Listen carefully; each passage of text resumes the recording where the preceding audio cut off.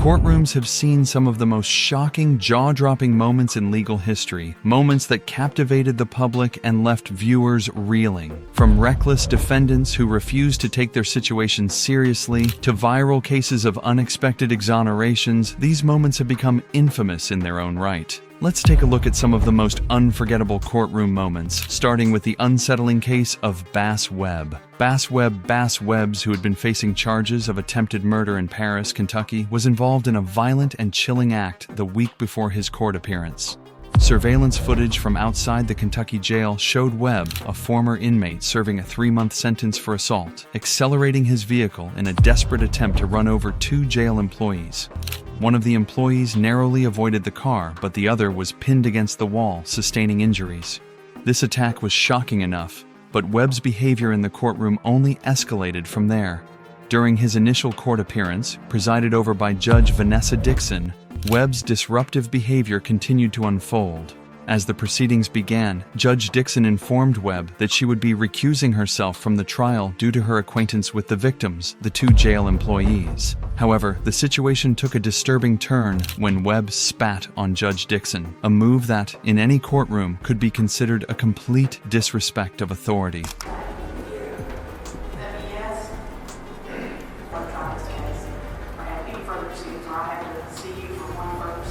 The judge, understandably, ordered that Webb face charges for this act. Yet, as if things couldn't get worse, while awaiting trial, Webb incited a riot in the Fayette County Detention Center. In the ensuing chaos, he was shot with beanbag bullets and pepper balls, but that didn't stop him. He hurled a metal telephone box at a corrections officer. As time passed, Webb's legal troubles mounted. By the time he stood trial for the murder of his ex-girlfriend, Bria Rooney-Witz, who had been working at the Bourbon County Jail at the time of her murder, Webb had gained a new and sinister appearance, covered in disturbing head tattoos that eerily resembled a hit list targeting judges, law enforcement officers, and the media. Webb showed no remorse. The courtroom antics continued, with Webb refusing to stand when the judge requested him to do so. Webb, do you want to come forward?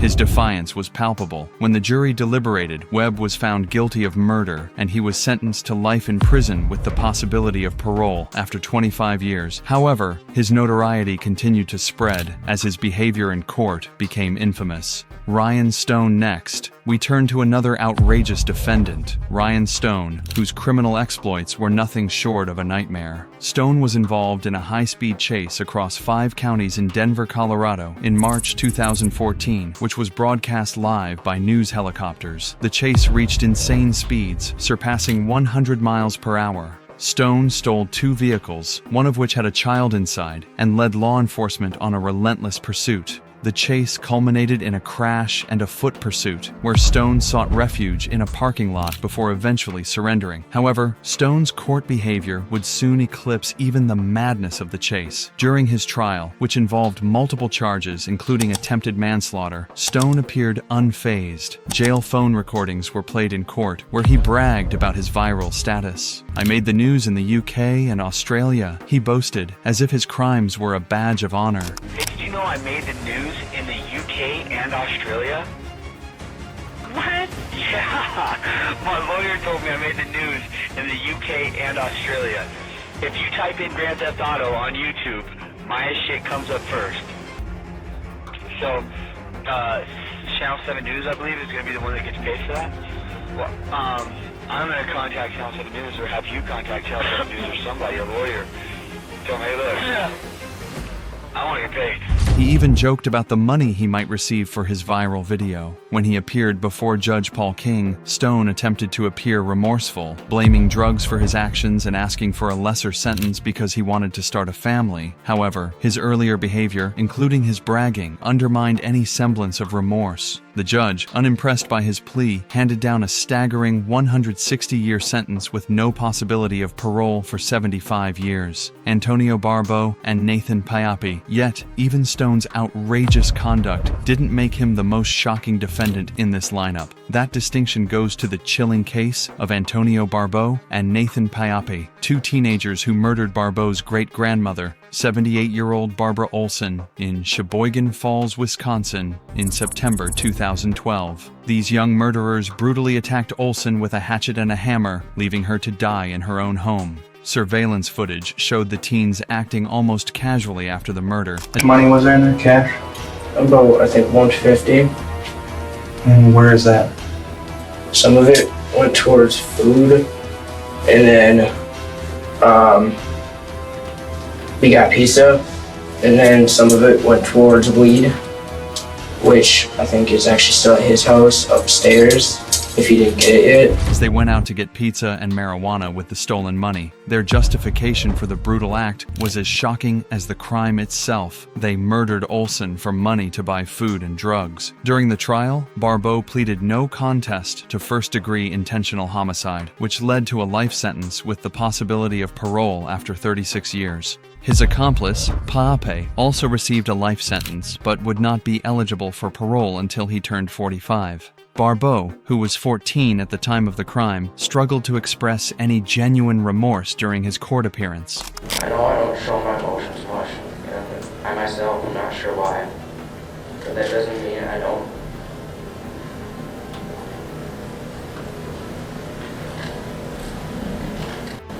I took away someone's mother, their grandma, sister, friend, when I had no right to do so. His lawyer spoke on his behalf, emphasizing that Barbeau had taken away a mother, grandmother, and sister from someone who had no right to do so. Pape, on the other hand, showed no emotion during his trial. The two teenagers' brutal crime shocked the nation, not only because of the violence, but also due to their young age. Susan Marie Mellon. However, not all courtroom moments are filled with criminals and shocking behaviors. Some are rooted in justice and redemption, such as the case of Susan Marie Mellon.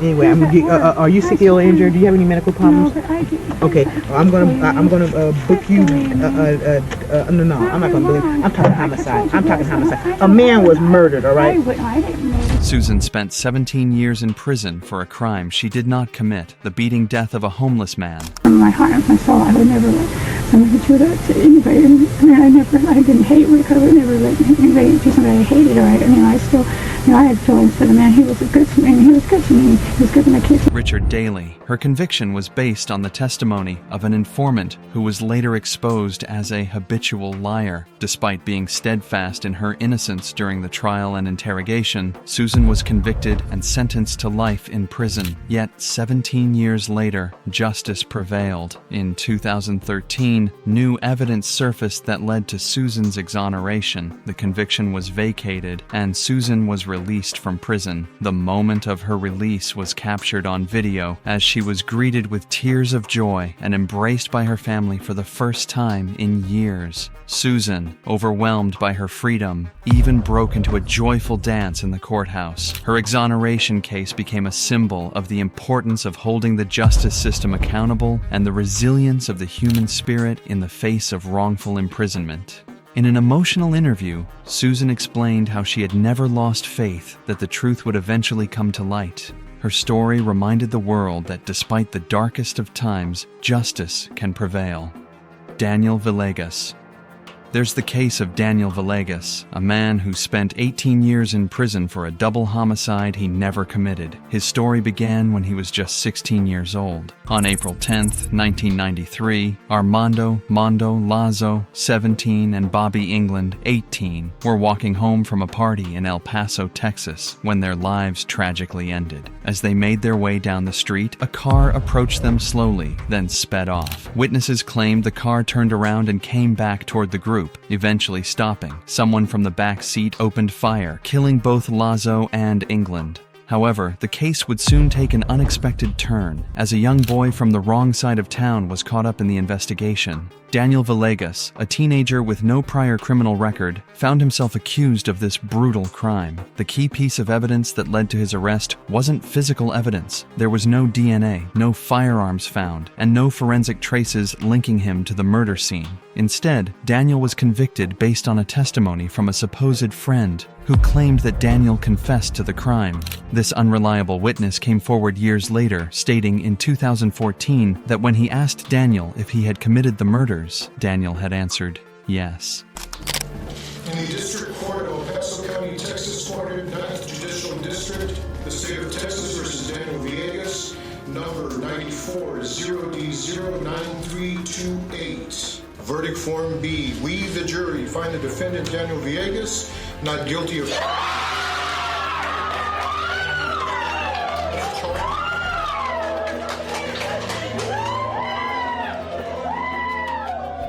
But that wasn't the full story. Villegas was brought in for questioning, and detectives immediately resorted to aggressive tactics. They threatened the 16-year-old with physical harm and the death penalty unless he confessed to the crime. Overwhelmed and terrified, Daniel signed a prepared confession under duress, which was later used as the sole piece of evidence against him. Even though he attempted to retract his confession a few hours later, it was too late. His fate was sealed, and he was charged with 2 counts of capital murder. For the next 18 years, Daniel Villegas lived behind bars. Despite the lack of concrete evidence, the false confession was enough to imprison him. But in 2014, after years of legal battles, a judge ruled that there was no valid evidence against him, and his conviction was overturned. Daniel was released on bond, but his battle was far from over. A third trial loomed over him, one that would determine whether he would finally be free or sent back to prison for life. The moment of truth arrived when Daniel stood in the courtroom, his future uncertain. With his family watching, he braced himself for the verdict. And then, after years of suffering and uncertainty, the judge declared that Daniel Villegas was not guilty of capital murder. The courtroom erupted in applause, but for Daniel, it was a bittersweet victory. He had been incarcerated for 23 years, 6 months, and 11 days for a crime he didn't commit. His nightmare had finally ended. As he left the courtroom, Daniel was a free man, but the scars of his wrongful conviction would stay with him forever. His case is a haunting reminder of the flaws in the criminal justice system, where a single, coerced confession can lead to years of devastation for an innocent person. He had been incarcerated for 23 years, 6 months, and 11 days for a crime he didn't commit. Nico Jenkins. But not all cases in the courtroom bring about such a satisfying conclusion. Take the case of Nico Jenkins, for example, a man whose killing spree left a trail of death in Omaha, Nebraska. Nico Jenkins had a violent history, having spent much of his youth in correctional facilities. At the age of 15, he was sentenced to a youth correctional facility for carjacking and assault, where he served a decade-long sentence. But upon his release in 2013, he embarked on a horrifying killing spree that shocked the community. Yes, I got Nico Jenkins. Do you not realize that? I got Nico Jenkins. I got you. We really got you. I got your DNA at the murder scene. I got your DNA in the car. Sure. I got the weapon. I got Nico Jenkins. Okay, my religion of Catholic Asubel, that's the underworld. He was like on the mummy, the black book. So this was them, my little cousins, the one that were in the house with me. That when I got to serve the search warrant. Right. This was their ritual of sacrifice. Between August 13th and August 23rd, 2013, Nico Jenkins killed 4 people. His first victims, Julian Uribe Pena and Jorge S.I. Carrigo Ruiz, were lured to their deaths with the promise of intimate relations with 2 women. Instead, Jenkins shot them both dead. Just 4 days later, he killed Curtis Bradford, a former inmate he had met during his time in prison. Finally, on August 21st, he murdered Andrea Kruger, leaving her body on the side of the road with multiple gunshot wounds. These 4 murders occurred over a period of just 10 days. Jenkins was initially arrested on unrelated charges, but during his detention, law enforcement uncovered evidence that connected him to the murders, including matching ammunition. When confronted with the evidence, Jenkins revealed his shocking motives. He claimed that the murders were part of a sacrificial ritual to the Egyptian god Apophis, a deity he claimed to worship.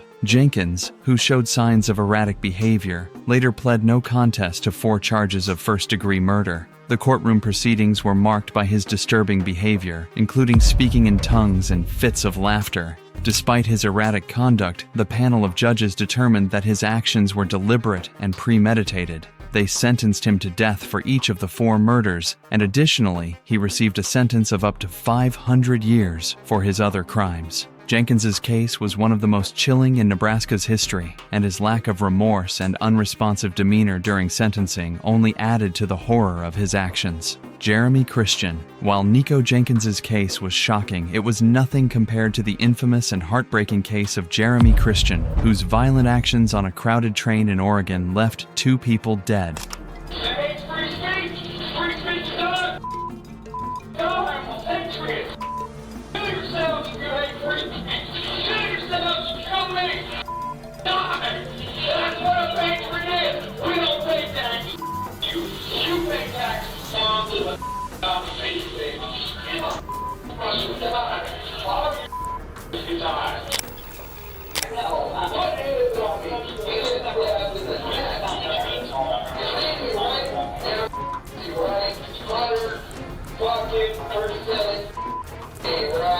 Christian, a man known for his violent and racist behavior, was aboard a train when he began verbally attacking 2 young women.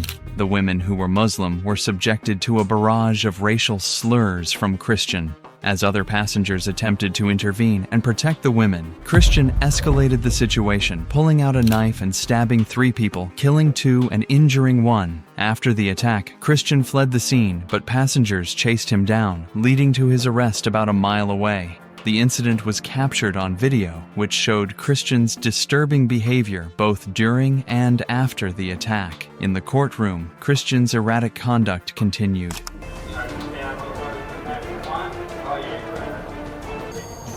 I'm happy as a motherfucker.